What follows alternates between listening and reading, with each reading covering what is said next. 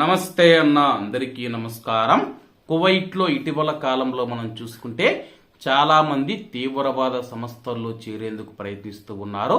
కొంతమంది కువైటీ యువకులు గాని కువైటీలు ఎవరైతే ఉన్నారో సంస్థల్లో చేరి కువైట్లో భారీ విధ్వంసం చేయాలని చెప్పి కుట్ర పన్నుతూ ఉన్నారు.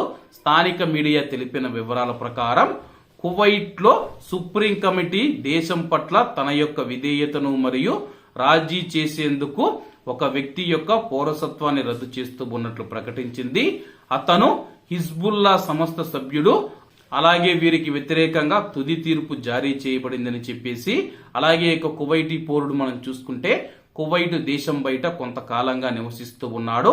అతడు కొంతకాలంగా కువైట్ దేశం బయట నివసిస్తూ హిజ్బుల్లా తీవ్రవాద సంస్థ ఏదైతే ఉందో దాంట్లో చేరాడని చెప్పేసి, దీంతో విషయం తెలుసుకున్న కువైట్ దేశం అతని గురించి విచారణ చేపట్టడం జరిగింది.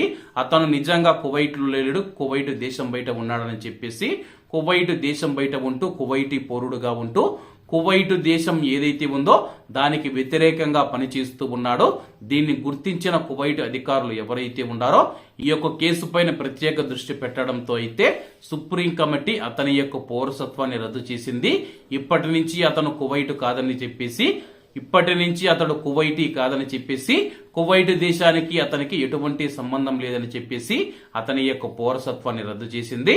కాబట్టి అందరూ బాగుండాలి, ఎందులో మనం ఉండాలి. అందరికీ నమస్తే అన్న, జై హింద్.